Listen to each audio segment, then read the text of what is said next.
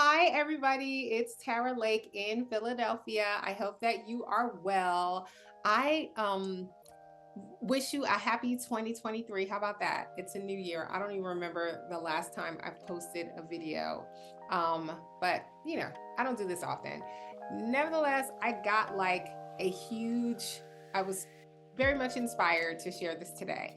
I'm trying to project my voice because there's a lot of noise in my area. And so I try to adjust the sound as much as possible. But let's just see what happens. But I just want you to know that there is a sound thing happening. I'm aware of it.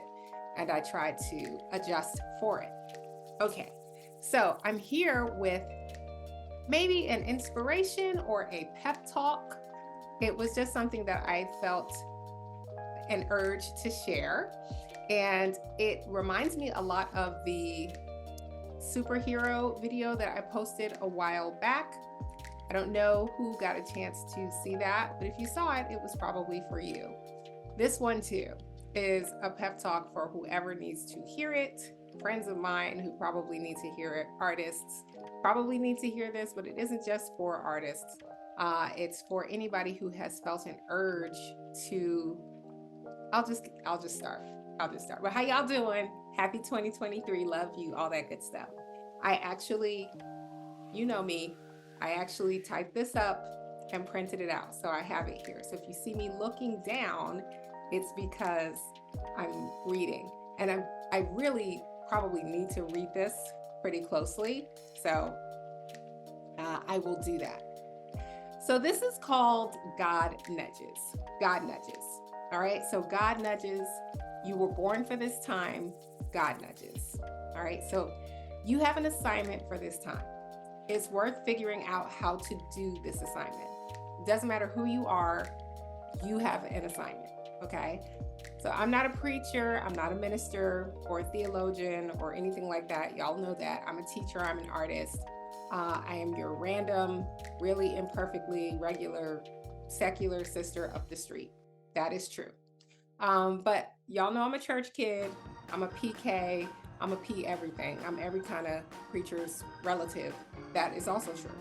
So I won't pretend that I'm not who I am, but I just want to be clear that I am not a preacher. I'm not a theologian, anything like that. But when I have concepts come to me that are spiritual in nature, I'm going to use the lens that I have because, of course, I come from a certain perspective. If y'all have hung out with me, you know I was raised shackled to a Pentecostal church pew. So my lens comes from the Bible, it comes from Christianity, it comes from my heritage and faith anytime I am thinking about spiritual matters. Absolutely. And this is really a spiritual note today. So I'm going to share a verse with you for this. It's from the book of Esther. When Esther has to make a decision about whether to approach her husband, the king, about the fate of the Jewish people. Now, her cousin Mordecai tells her, For if you remain completely silent at this time, relief and deliverance will arise for the Jews from another place, but you and your father's house will perish. Yet who knows whether you have come to the kingdom for such a time as this. Now that's Esther chapter 4, verse 14. So I'm actually dropping by here just to share with you that you do have a purpose. You're born for such a time as this, and that you can actually bring relief and deliverance by carrying out your gift, by carrying out your assignment. Okay. So I want to talk about God nudges, because I think a lot of us have been experiencing these lately. I think it's likely that you have too.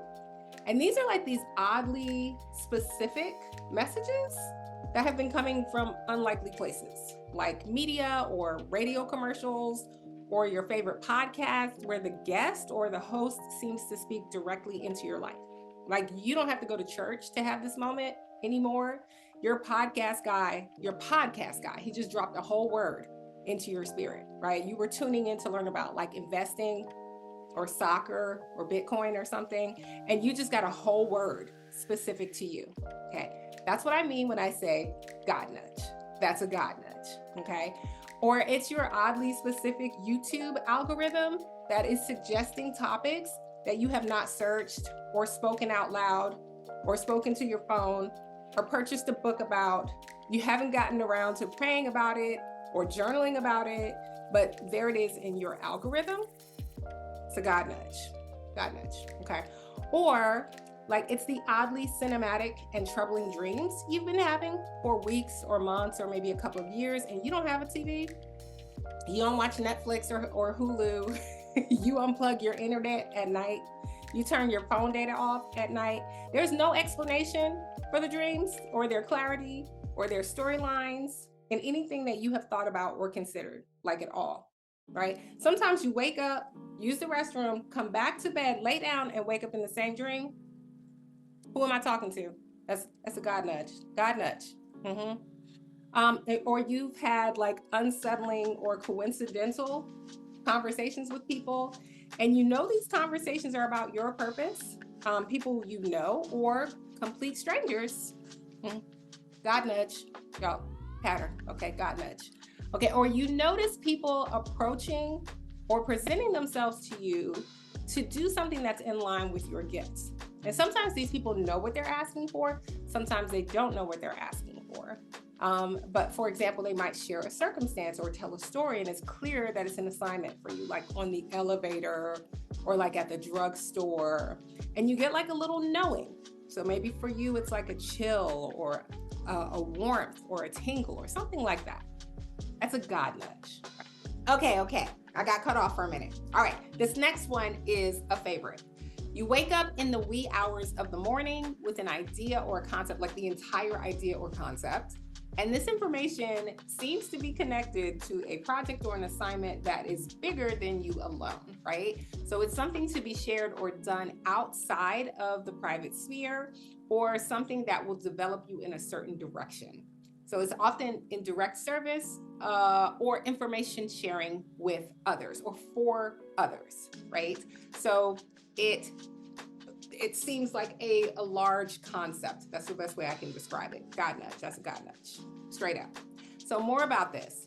The messages you're receiving are calling you into like doing some things that you are skilled or equipped or likely very able to do, but you don't want to do them. Or like you think they should be done, but you don't want to be the one to do them. All right, so the idea of doing them makes you uncomfortable. Or you're receiving these urges and they are calling you into things that you would very much enjoy doing, but you perceive these things as frivolous or impractical or ill-timed or even crazy. Like things you feel are God ideas, but they are things that you don't even want to do perhaps anymore. Right? Like perhaps you did want to do them at some point in the past, but you don't even want to do them now. And yet you feel spiritually urged in that direction, right? Okay. Y'all should be raising your hands too. Okay. So these are examples of God nudges that I'm talking about. So God is out here recruiting, and we are out here looking for a whale belly, right? Whale bellies. Okay. So we're not trying to go to Nineveh. So let me explain what I mean by that in case there are any, non-church babies out there. So Jonah reference for my non-church kids. To translate that, God is giving us an assignment and we're trying to dodge it. But as we do, the call is getting louder, and avoiding the call is causing increasing drama, okay? But it's really important right now that we heed the call and find the courage to pursue it. So we can't remain silent, just as Esther couldn't. And we can't run from our callings. So I think that while that is daunting, it's a daunting idea, we can actually gather a lot of gumption if we look around and notice that there are many trailblazers doing this already. They're pursuing their work, but they're also heeding to the spiritual callings in their lives. So shout out to people like Tabitha Brown and Kayla Craft. I actually won't start naming people, but I can really see God positioning people who are willing to step forward. And maybe you can too. So this is not about particularly religious or spiritual people. So everyone who knows God, gave them a gift or a calling, needs to step up. And we can't wait any longer. So all of you know, well, that's not necessarily true, but many of us know something that we are gifted in or something that we feel a certain call toward. It's many of us who do. I know occasionally there are people who aren't. If you feel that you aren't, it's probably because the thing that you are gifted in or called to do feels so natural to you, and perhaps even so natural to you to others around you that it goes without commentary.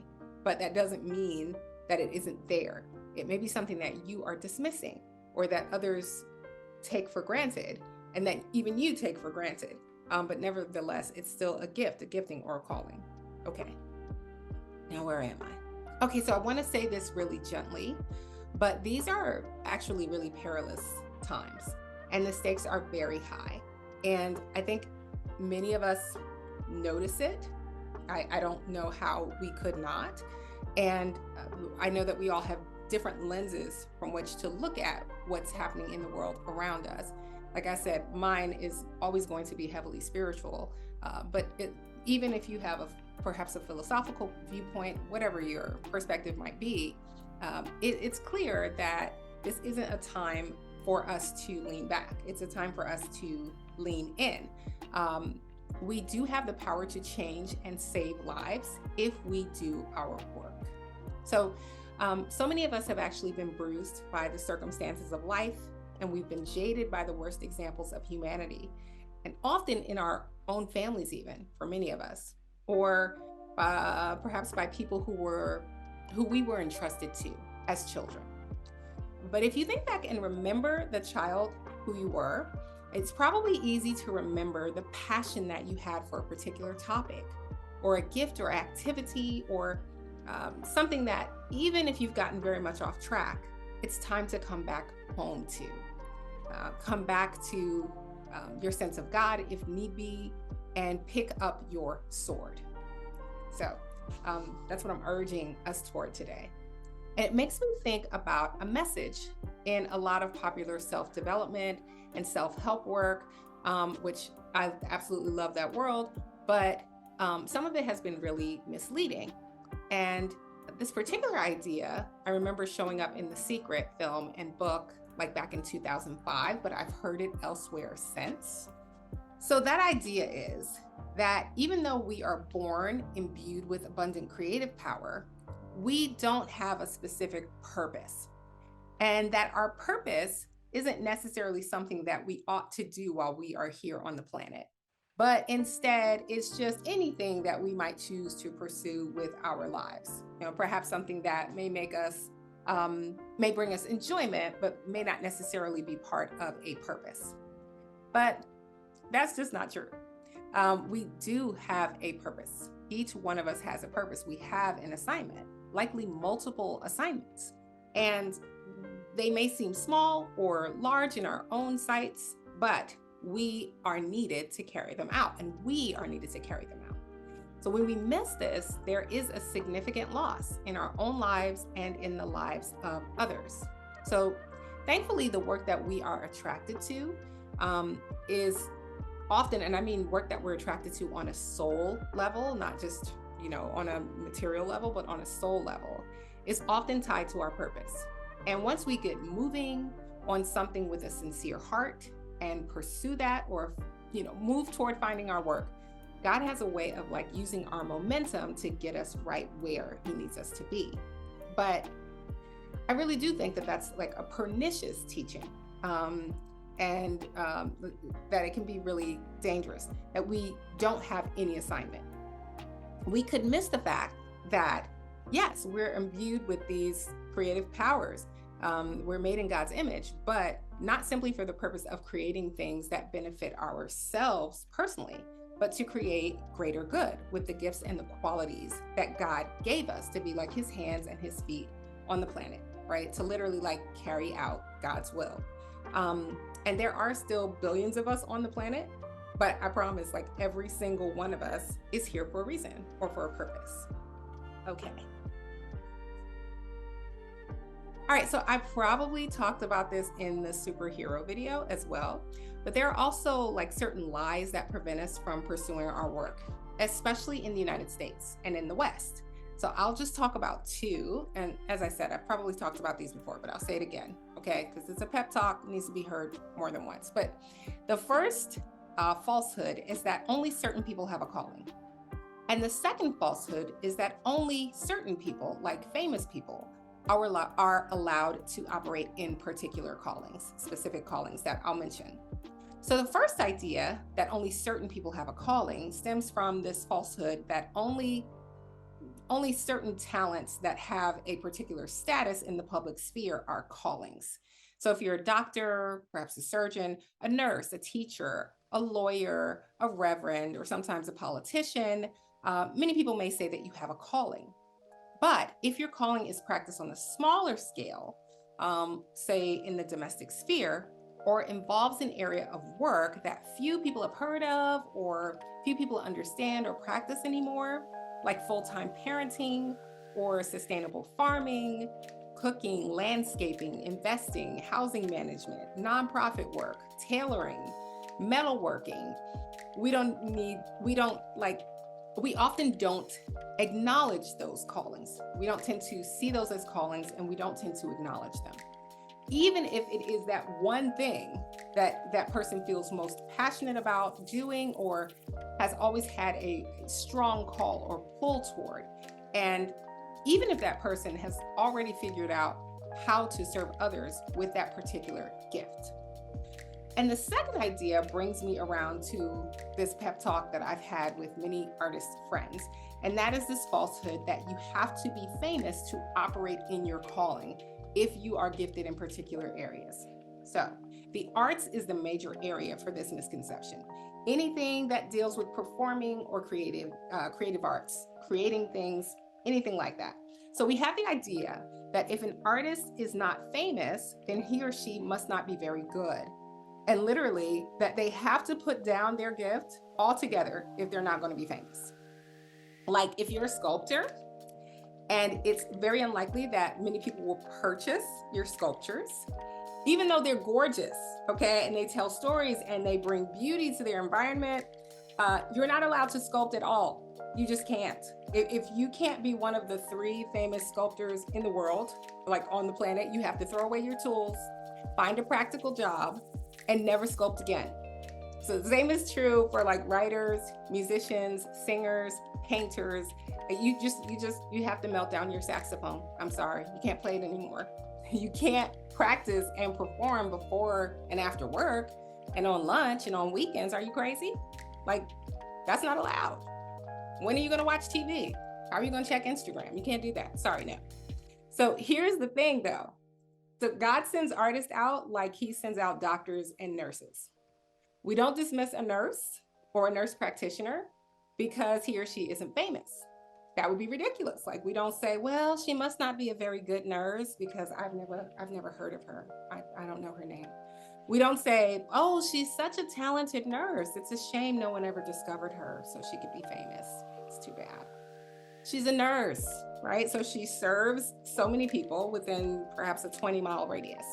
And for a dense population, we actually need many such nurses in the same location. And then we need another group of nurses in the next 20-mile radius. And if those nurses are not there, people could die, right? So similarly, if artists don't make and share their work, people could die because their hearts are sick, because they do not get to experience joy and beauty, because they don't see themselves reflected in beautiful things, because they don't experience inspiration and hope, because that artist did not show up for their 20-mile radius. Multiple artists did not show up for their 20-mile radius.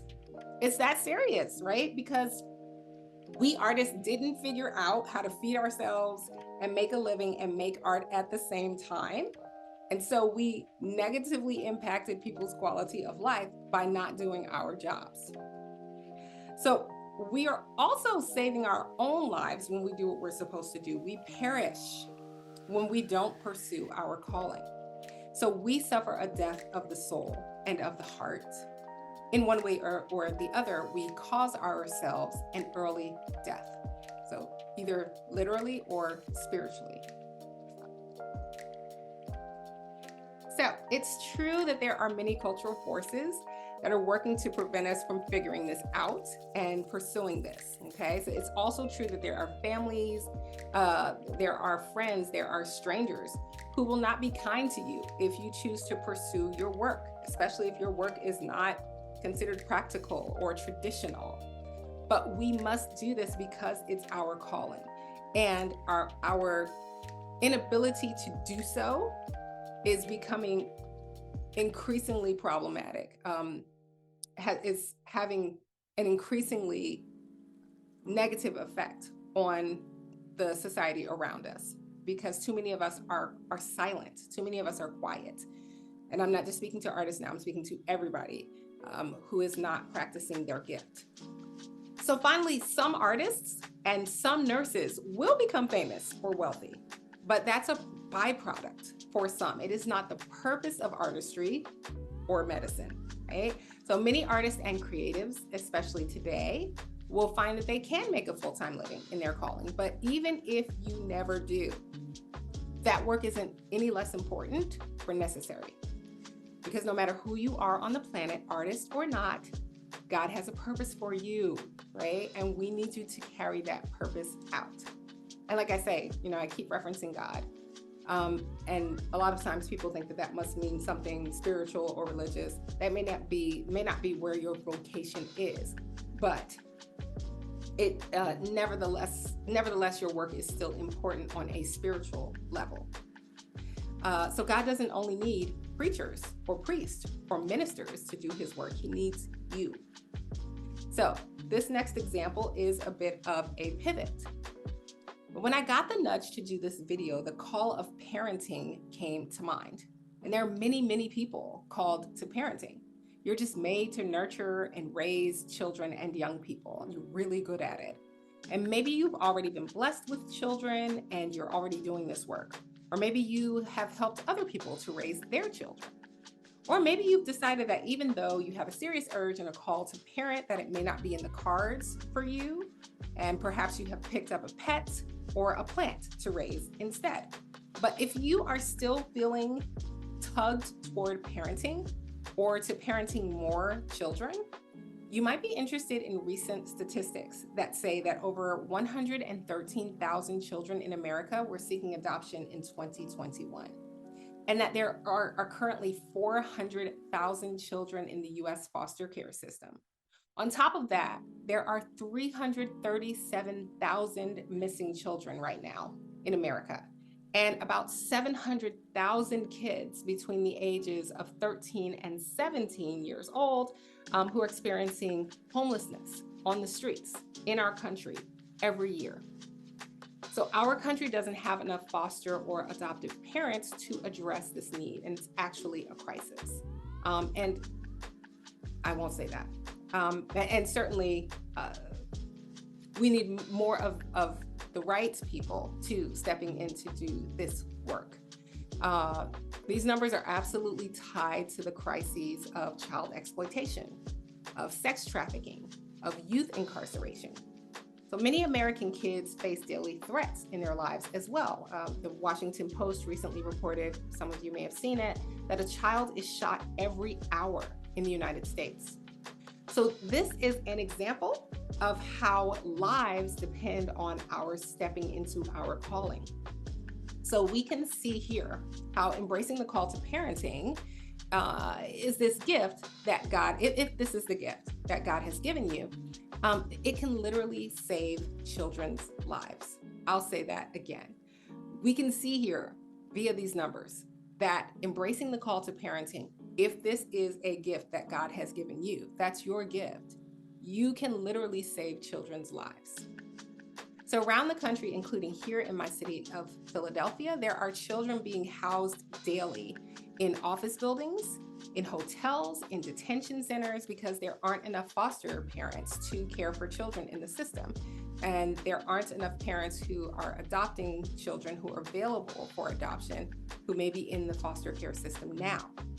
So Side note, if this is a nudge for you, you can check out childwelfare.gov or search foster care in your state or city online for more information.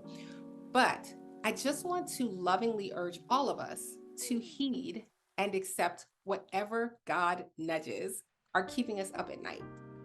So we can't remain silent. We can't remain still. There are actually lives depending on us, and it's worth our every effort.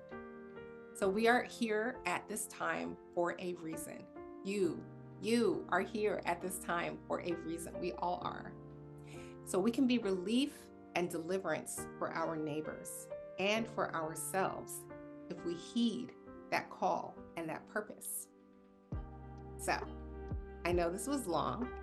I love you so much. I hope that this gets to the person or the people who are supposed to hear it. Thank you so much for listening. And I will leave Esther 4:14 with you again. For if you remain completely silent at this time, relief and deliverance will arise for the Jews from another place, but you and your father's house will perish. Yet who knows whether you have come to the kingdom for such a time as this. You have come for such a time as this. Okay. Love y'all.